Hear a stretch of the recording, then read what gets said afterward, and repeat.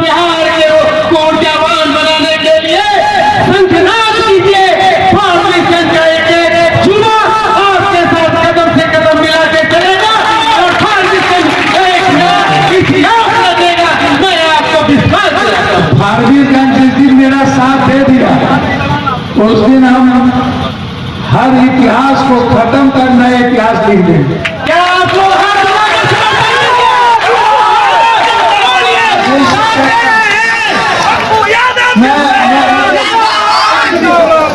मैं ऐसी आजादी दूंगा जिसकी कल्पना कभी राम कभी सुफी कभी संत किया करते हैं। आजादी का मतलब शायद राजा वो होता है जो दुनिया में अपने प्रजा पर कभी बोझ नहीं करने देता। उसको किसी तरह की जिंदगी में इकोनॉमिकल बोझ, उसको परेशानी। राजा का मतलब होता है अपने कंप्लीट रूप से किसी के घर में कभी कहता है कि 80-90 100 और जहां का पानी बहुत दूषित है, बहुत गंदा है, प्रदूषण बहुत है, वहां के व्यक्ति की लाइफ बहुत कम हो गया और उसमें लगभग व्यक्ति आर्सेनिक पानी, नागरा पानी, कैंसर, ट्यूमर, हैजा, दमा, टीबी, ये सब कोसी सीमांचल मिथिलांचल में सबसे ज्यादा, क्योंकि यहाँ का पानी दुनिया का सबसे ज्यादा गंदा है और हम उसका सेवन करते हैं। और फिर हम 6 घंटा सोते हैं, 8 घंटा, तो 24 साल तो हमारी लाइफ सोने में चली जाती है और 15 साल, 18 साल, 20 साल हमारी उम्र बचपना में जाता है। हो किसी चीज को ना समझ तो 24 से 20 54 हो गया और 10 साल बुढ़ापा, तो 54 और 10 जोड़ लीजिए कितना हो। और लैट्रिन बाथरूम खाने में लगभग 1.5 घंटा, तो 6 साल हो गया, तो 10 साल और 54, 64 और 6, कितना लाइफ है आपके पास। आप छोटी लाइफ को भी अच्छे से एंजॉय क्यों नहीं करते? क्यों पेनफुल? क्यों हम दुनिया में आए क्यों? पहले इसको सब लोगों को समझ लेने की जरूरत। एक तो आप जितना दिमाग लगाते हैं उससे ज्यादा आपके डेस्टिनी, जो कोई गॉड है इस दुनिया में, जिस किसी ने क्रिएट किया हो, आप जिसको मानते हो, कोई नाना, कोई दूध, कोई कबीर, कोई वाल्मीकि, कोई बिरसा, कोई संत, कोई मोहम्मद, कोई राम, कोई शिव। दुनिया में सबसे पहले आराध गुरु शिव थे और शिव से ही हम सबका एक रिश्ता शुरू। वसुदेव देव और उन्होंने आयुर्वेद दी, अथर्ववेद दिया, तांत्रिक साधना दी, आयुर्वेद साधना दी। ये अलग बात है कि पटना जाने के रास्ते, फारबिसगंज जाने के रास्ते अलग अलग, हम अलग अलग विचारों से रास्ते से पटना पहुंचे। जब मानवीय सभ्यता पर, संस्कृति पर, तहजीब पर, उसके जीने की आजादी पर, फ्रीडम पर, उसके जिंदगी की खुशियों पर हमला हुआ, तब तक कभी बौद्ध आए, कभी नानक आए, कभी इस्लाम आए, कभी कोई आए। वो तो प्रोसेस ऑफ थॉट है, थॉट प्रोसेस को आप नहीं रोक सकते। लेकिन जाति कब आई? जाति तो नहीं है। यदि हम शुरू करते हैं 1.25 लाख वर्ष पहले, और आदि मानव को यदि हम लेते हैं तो उसी में कहते हैं आदिवासी, आदि मानव। और धीरे धीरे 13,500 वर्ष पहले कौन सदाशिव का इतिहास है और वहीं से एक संस्कृति की शुरुआत हुई। पहले तो कबीला था और उसके बाद हम एक बेहतर तरीके से आए। शिव जी के बाद महाभारत का काल आया, श्री कृष्ण आया और उन्होंने, आप उठाइए, एक ही परिवार के 5 आदमी, युधिष्ठिर, अर्जुन, नकुल, सहदेव, युधिष्ठिर ब्रह्मो जानति ब्रह्म, अर्जुन क्षत्रिय है, नकुल वैश्य, सहदेव शूद्र। मतलब एक ही फैमिली या एक ही टू या एक ही आइडियोलॉजी, आइडेंटिटी के बीच में 5 भाई के बीच उनके कर्तव्यों के आधार पर उनके जीवन को एक खूबसूरत तरीके से देखा गया। तो युधिष्ठिर को कहा गया ब्रह्म, मतलब ब्रह्मणो जानती ब्रह्मम, जो ब्रह्म रूप के रास्ते को का माध्यम बनता है उसी को कहा गया ब्रह्म। तो अब जाति कहा है आप उठा के देखिए। अब मैं यदि आ जाऊं, अर्जुन की बहन का क्या नाम था? सुभद्रा। और सुभद्रा की शादी किससे हुई? कृष्ण से। और रुक्मिणी किसकी पत्नी थी? कृष्ण की। और कृष्ण की शादी किससे हुई? अर्जुन की बहन से। तो तब भी जाति का बोध नहीं आया, धर्म के आधार पर भी नहीं आया।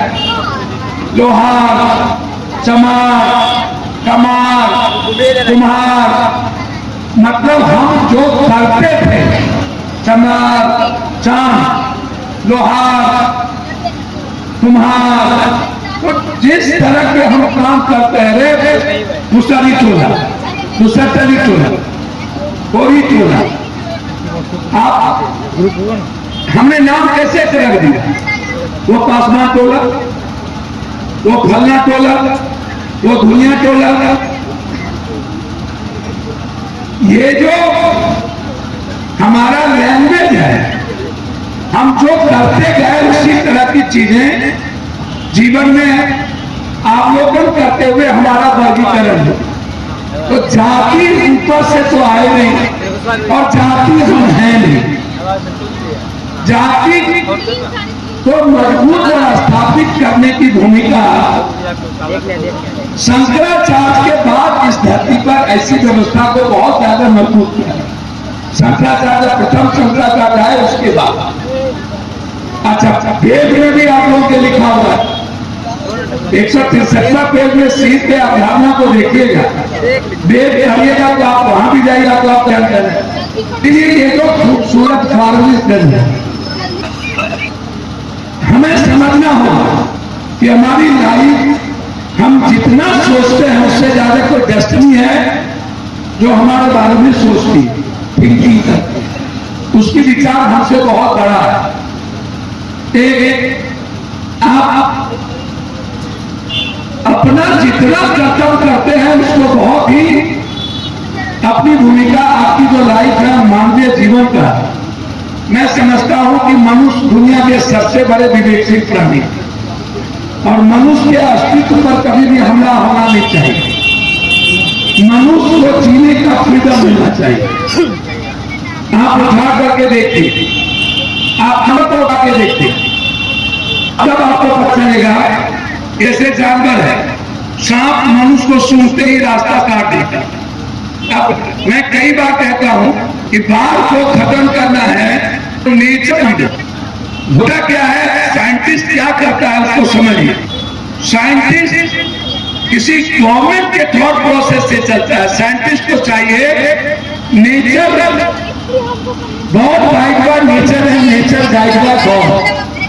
ये जो दोनों की परमात्मा शक्ति है, प्रकृति और परमात्मा के बीच जो एक नैसर्गिक ऊर्जा है, जिससे संपूर्ण सृष्टि में मानव जाति को परमात्मा ने, ईश्वर ने, अल्लाह ने, राम ने, रहीम ने एक खूबसूरत दुनिया की खूबसूरत व्यवस्था सजाने के लिए बना है।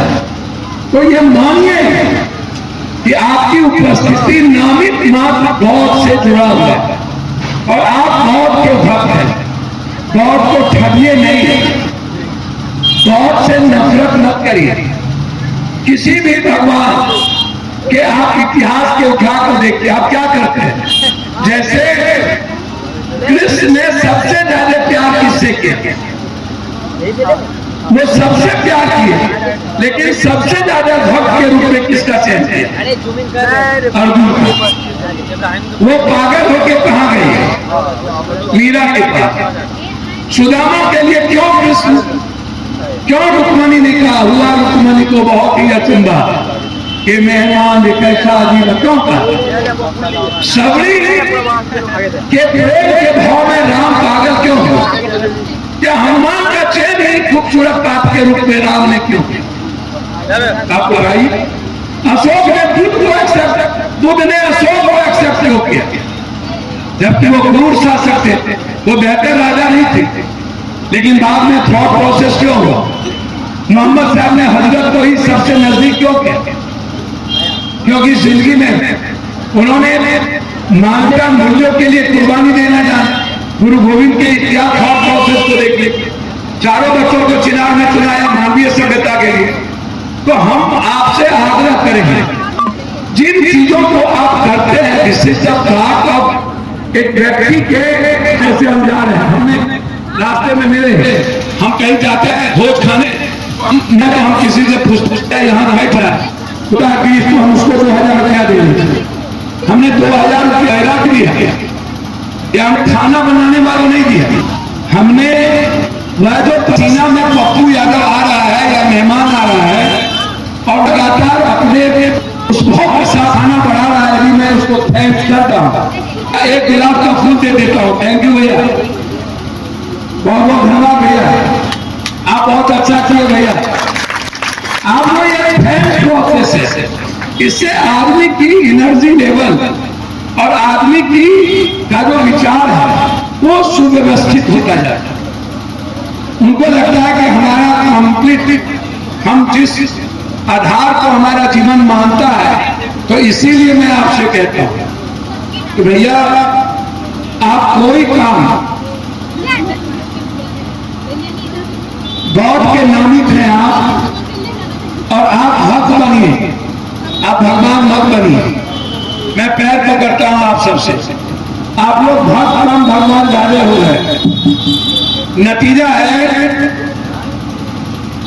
कि आप भगवान के विचारों के रास्ते को आप महसूस नहीं कर पा रहे। दूसरी चीज, आप किसी भी तरह के नेचर को डिस्ट्रॉय मत करिए, जीने दीजिए। मैं बार बार कहता हूं कि पूरा का पूरा बांध तोड़ दो। भारत में कोई भी बांध नहीं रहनी चाहिए। यदि आप बाढ़ को रोकना चाहते हो तो सारे बांध को तोड़ो। जैसे ही प्रत्येक क्रिया के विपरीत प्रतिक्रिया होती है, नेचर का लॉ है, लॉ ऑफ नेचर है ना। आप ही लोग पढ़े लिखे ज्यादा हैं, जो साइंस करते हैं। हम लोग को बाकी में दुनिया को कभी समझ लिए, इतने समझते हैं, बहुत ज्यादा दिमाग लगाते नहीं है। मेरा फर्स्ट दिमाग लगता है कि इंसान भगवान है, उसकी इज्जत करो। आप कौन है, क्या है, आप पैसे वाले हैं, ताकतवर हैं, मुझे कोई लेना देना आपसे। आप इंसान हैं, कंप्लीटली माय फीलिंग कि मैं आपको बेस्ट दूं और आपके खुशियों के लिए मैं काम करूं, आपके मुस्कुराने के अवसर के रास्ते को मैं देखूं। मेरा दो एक लक्ष्य, दूसरा कोई लक्ष्य नहीं।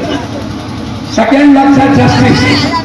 दुनिया में किसने जस्टिस किया, किसने नहीं किया, और कौन किस जात को गरिया रहा है, किसको मार रहा है, किस हिंदू मिया कर रहा है, कौन आप अपने दायित्व को भूलते हुए जा रहे हैं। पप्पू यादव को लोगों ने एमपी बनाया कि आप दुनिया में जो ह्यूमैनिटी को सेव करने की जरूरत है, उसके लिए हाउस में जो अप्रोच करने की जरूरत है कि इकोनॉमी का कैसे हम डेवलप करें, अर्थव्यवस्था के बीच है। आज हम भौतिक युग में हैं, तो हमारा अप्रोच कंप्लीट आदमी होना चाहिए।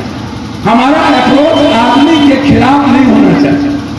जो लोग कमजोर है, कायर है, वो किसी जाति को गाली देते हैं, धर्म को गाली देते हैं, मजहब को गाली देते हैं। जो मजबूत इंसान होगा ना, जैसे भगवान, वो कभी भी दूसरों को गाली नहीं देगा, खुद गाली सुनेगा, लेकिन जिंदगी में किसी की प्रतिक्रिया नहीं देगा, कभी दूसरों के साथ अन्याय नहीं करेगा। आप जान लीजिए, जो दूसरों के बदले की भावना से जीता और अपनी गलती और कमजोरियों को छुपाने के लिए कोई आदमी यदि हल्की बात करके किसी व्यक्ति, किसी जात, किसी विचार, अब पप्पू यादव का विचार सर्वश्रेष्ठ है। हम 14% है जाति जनगणना में, कि यादव 14% है, ST SC 15% है। भैया यदि लोगों ने आपको बड़े मजबूत तरीके से बनाया है, तो ये दायित्व बनता है कि आप समाज के जो सबसे कमजोर तबके के लोग हैं, गरीब हैं, आप उसकी जिंदगी को कैसे हम बचा सकें, उसकी कैसी बात करें। हमें सामूहिक रूप से उसको ऊपर लाने की बात करनी चाहिए और दूसरों के विचारों को खुद के विचारों से ज्यादा सम्मान दीजिएगा तो आप महानतम हो जाइएगा और आपका विचार बड़ा हो जाएगा, वो विचार प्रोसेस में रहेगा। आप इसको समझिए। आप लोग क्या करते हैं, नहीं आएंगे मेरी अफसोस नहीं, आप कुछ नहीं, आप सच्चाई है कुछ, आप लोग क्या करते हैं। एक सर्वेयर आया है गांव में जमीन का सर्वे करने, बिना 40,000 रुपया लिए किसी का सर्वे नहीं करना। आपकी औकात 20,000 रुपया रोकने की नहीं है। आप एक ब्लॉक में जाइए और उस ब्लॉक में जाने के बाद आधार कार्ड का नाम कहिए बदल दें, 400 रुपया के बगैर नाम नहीं बदलेगा। नंबर बदलने बोलिए, 300 रुपया के बगैर नंबर नहीं बदलेगा।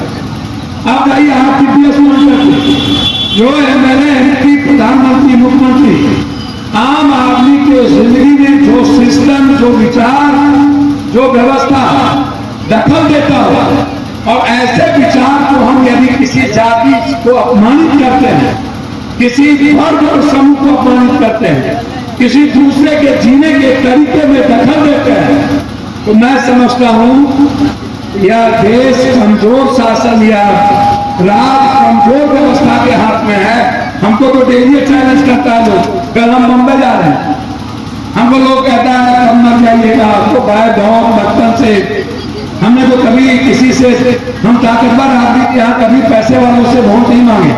90 में हम एमएलए बने, 90 के पहले हम कॉलेज प्रेसिडेंट थे। हमने जिंदगी में मुखिया थे या और भी कुछ थे, हमने लाइफ में कभी किसी डॉक्टर के यहाँ, कभी किसी बड़े लोगों के यहाँ वोट मांगे नहीं। जो सिस्टम के खिलाफ और जिसका कैरेक्टर अनहुनर हो, जो दूसरे के जिंदगी को तबाह करता है, हम 7 बार मरेंगे, उससे वोट कभी नहीं मिलेगी। हम दुनिया में, मेरी बहन पैर पकड़ के थक गई, बोली डॉक्टर के यहाँ चले जाइए। मैंने कहा इस जन्म में नहीं किया, जब मैं कभी गया ही नहीं, 7वीं बार एमपी एमएलए हूँ, तो आपको लगता है कि मैं जाऊंगा? मैंने कहा नहीं जाऊंगा। मैं अच्छे डॉक्टर हैं, अच्छे लॉयर हैं, उनका रिस्पेक्ट करता हूं, लेकिन वोट का जो थॉट प्रोसेस है वो कॉमन मैन और मिडिल क्लास और विदाउट कास्ट और विदाउट क्रीड की है। तो हमने कभी भी, आप एक भी फोटो, एक भी पप्पू यादव के साथ किसी भी ताकतवर लोग, किसी भी गलत लोग, 3 दिन पहले हम सिवान में थे जहाँ 112 लोग शराब में मर गए, हम वहां सभी लोगों की मदद करके आए। अभी हम 50-50 हजार रुपया दोनों जो मरे शहीद में वहां रहेंगे, फिर परसों वैशाली जाएंगे। अभी हमको रांची जाना है, कल वहां नॉमिनेशन है, वहीं से बॉम्बे जाना है। तो हम आपसे इतना ही कहने आए कि भैया यहाँ जितने लोग बैठे हैं, आपके जेब में 20,000 रुपया नहीं, और आपके पैर में, आपके बेटे के पैर में 40 रुपये का चप्पल नहीं, और आपकी माँ के शरीर पर 1000 रुपये की साड़ी नहीं, फिर भी आप दूसरों को तकलीफ देते हो। आप कभी एक तो नहीं सोचते कि आपकी बहन के पैर में 2000 का चप्पल झुका हो, आप अपनी बहन को 5000 के कपड़े ले जाने की आपकी क्षमता हो, आपको एक अच्छी लाइफ जीने की क्षमता हो, आप अपनी अच्छी लाइफ के बारे में क्यों नहीं सोचते? आप दूसरों की जिंदगी के बारे में क्यों सोचते? आप एक अच्छा इंसान बनिए ना, और एक अच्छा इंसान ही पड़ोसी को भी अच्छा करेगा, परिवार को भी करेगा और फार्मेसी को भी अच्छा करेगा। मैं आग्रह करूंगा इस संगठन और इस कमेटी के द्वारा जो वितरण समारोह, जो क्षेत्रीय रचनात्मक विकास मंच, हमारे नेता विश्वास जी, पटेल साहब, सुधान बाबू, जो और भी जो हमारे बौद्धिक लोग, सभी लोग बैठे हैं, मैं इतना ही आग्रह करूंगा कि एक खुदा चले गए मेरे गांव, मुझको लगा कि हमारे भाई एक परिवार की तरह आए हैं, जबकि मुझे बहुत सारे काम पे, मुझे यहाँ से सीधा जाना है एक जलसे में, वहां से सीधा आसिफ की बेटे की रिसेप्शन है रुपौली, और रुपौली से ही भागलपुर तपते हुए देवघर ड्यूटी होते हुए रांची। तो हमें लगभग 36 साल 38 साल हो गए 1 घंटा सोए हुए। मैं जीवन में कभी 1 घंटे से ज्यादा 2 घंटे से ज्यादा सोचा नहीं, इसका 38 साल से ऊपर हो गया। तो मैं आपके बीच में इसीलिए नहीं आया हूं कि मुझे कोई आपसे कुछ लेना देना है, मुझे कोई राजनीतिक विरासत है या आप हमको क्या बना दोगे। देखो परिस्थितियां हीरो बनाती, और मैं आया हूं दुनिया बदल। मुझे ना तो किसी पीएम से ना किसी सीएम से डर है, ना डर होता है, ना मैं पीएम सीएम वो रेस्पेक्टेबल चीज है, उसकी रेस्पेक्ट होगा as a democracy, as a संविधान, एज ए वो अपना प्रोसेस है। लेकिन जो मेरा काम है वो काम है कंप्लीट रूप से जो सीमांचल है, कोसी है, मिथिला है, जो बिहार है, खासतौर पर हमारा जो इलाका जो सबसे दुनिया का गरीब है, सबसे ज्यादा पलायन है, सबसे ज्यादा अशिक्षित है, जेब में रुपया नहीं है। हमारी गहरी चिंता इस बात को लेकर के कि हम हैं कहाँ और हमको क्या करना चाहिए। जो लोग नफरत की राजनीति करते हैं, मैं उनसे आग्रह करूंगा, सुरबुद्धि दूंगा। 10 साल से कैबिनेट मिनिस्टर रहे लोग, एक टीका नहीं लगा पाया। 10 साल से कैबिनेट मिनिस्टर होने के बाद यदि मेरे यहाँ मखान, यदि मेरे यहाँ मक्का, यदि मेरे यहाँ पूर्णिया में हाईकोर्ट बेंच या पूर्णिया में उप राजधानी, अब हमने कहा था कि 4 महीने के पहले एयरपोर्ट शुरू होगी, अन्यथा हम यहाँ कर रहे। हम 3 महीने के पहले एयरपोर्ट शुरू किया, 3 महीने के पहले काम को शुरू किया। हम हमेशा आपको आज भी कह रहे हैं, मेरा जोगबनी को लेकर के है कि मैं इसको एक तरफ रक्सौल है, एक तरफ जयनगर है, दूसरी तरफ जोगबनी है। मुझे है कि जोगबनी को जितना ताकत के साथ मैं विस्तारित करूंगा उतना फार्मिंग हमारा तरक्की करेगा, उतना ये लायक चीजें तरक्की करेगा। तो मैं इस इलाके को फोकस किया हुआ, कैसे रेल को जोड़े। अभी कई ट्रेन को लाने की बात जलालगढ़ और किशनगंज से रेलवे को, गलगलिया वाला को, हम इन चीजों में रहते हैं कि कैसे अपने इलाके की गरीबी खत्म हो, कैसे पलायन रुके। तो इसमें आपका सहयोग, कि हम आपसे एक परिवार की तरह आए मिलने, आपका सहयोग इतना ही रहे कि आप हमेशा अपने बेटे और भाई की तरह आपका सम्मान और आपके त्याग की हम अपेक्षा रखते हैं कि आप आपका आशीर्वाद बने रहे, ताकि हम एक अच्छा इंसान, नेक इंसान रहें, हमारी जिंदगी में कोई दाग न लगे, और लाइफ में जब तक मैं जिंदा रहूं, दुनिया की सारी उम्मीद खत्म हो जाए, तो सीमांचल के बेटा पप्पू सी एक उम्मीद बचे इस भारत का, जो सबके लिए जीत पाए और सबको खुश जाए। सबके लिए जब नफरत का आधार पूरा हो, सारे रास्ते जहां से बंद हो, वहीं से पप्पू यादव का रास्ता शुरू।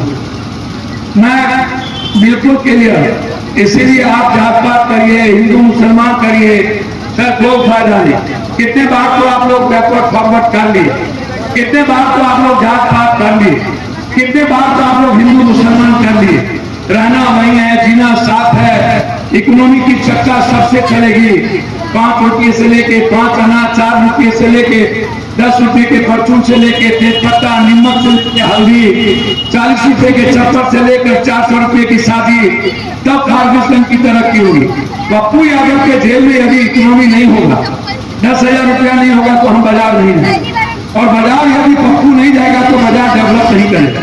इसलिए बाजार में जो भी सनातन विचार को मानने वाले लोग हैं, जो कंप्लीट रूप से वसुधैव कुटुंबकम में विश्वास रखते हैं, जो यहाँ पर ये जो थॉट प्रोसेस है यही है, ये जो समाज के जो यहाँ आईने हैं, ये जो दर्पण है, और आप लोग यहाँ बैठे हुए लोग हैं प्रतिबिंब हैं, तो आपसे दुनिया में खूबसूरत तो कोई हो नहीं सकता। इसीलिए हम सब मिलकर एक मजबूत सीमांचल की बात करें, और किसी भी कीमत पर हमारे किसी भी आचरण और चरित्र से अपने बच्चों को थोड़ा समझाइए, सब लोग अपने युवाओं को समझाइए, तो उनके किसी भी कैरेक्टर से समाज पर बहुत तकलीफ होती है और समाज टूटने लगता है।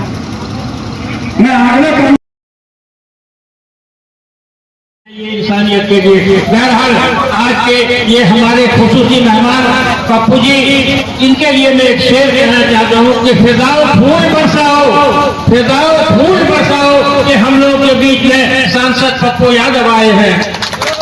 और इसके बाद सबसे ज्यादा आज आज मुबारक के मुस्तहिक हमारे मनोज जायसवाल हैं, जिनके वजह से, जिनके कार्यक्रमों के वजह से आज हमारे बीच में हमारे इतने लोकप्रिय सांसद तशरीफ लाए हैं और भारतीय देश को एक नया मैसेज देकर के जा रहे हैं। इसलिए मेरे भाइयों, तमाम लोगों से आग्रह करते हैं, विनती करते हैं कि इंसानियत से बड़ा कोई मजहब नहीं है। मजहब नहीं सिखाता आपस में बैर रखना। इसलिए जो कुछ लोग गलत किस्म से हैं, आज जो समाज को बांटना चाहते हैं, समाज को बर्बाद करना चाहते हैं, देश की तरक्की नहीं चाहते, देश की भलाई नहीं चाहते, लोगों की भलाई नहीं चाहते, वैसे लोगों की बातों को बिल्कुल ठुकराइए, नजरअंदाज कीजिए, बिहार को बिहार बनाइए। जिस तरीके से हमारे सांसद की सोच है, मैं इनको बेशक मुबारकबाद देता हूँ और दिल की गहराई से दुआएं देता हूँ। हमारे बहुत ही अजीज है सांसद महोदय, मुझको बहुत पहले से ताल्लुक जानते भी हैं और मैं हमेशा इनके लिए दुआएं करता हूँ। आप सबसे गुजारिश है कि ऐसे लोगों के लिए आप अपनी हर प्रेयर दुआएं कीजिए, इनकी लंबी उम्र की दुआएं कीजिए, ताकि ये इस बिहार को एक नया बिहार बना सके और बिहार की तरक्की के लिए जो सोच उनके अंदर है, मैं नहीं समझता कि बिहार के किसी नेताओं में ऐसी सोच है। मेरे भाई, इन्हीं अल्फाजों के साथ मैं ज्यादा वक्त नहीं लेते हुए आप तमाम लोगों को आपने अपना वक्त दिया और हमारे सांसद महोदय को सुनाए, बहुत बहुत बधाई और खास करके आपने इस सिस्टमेटिक के कार्यकर्ता और तमाम लोगों को बहुत बहुत बधाई और खास करके मनोज जायसवाल जी को मैं बहुत दिल की गहराई से बधाई देता हूँ, जिन्होंने मुझे भी आमंत्रित किया और मैं भी आया। बहुत ही अच्छा लगा। बहुत बहुत धन्यवाद।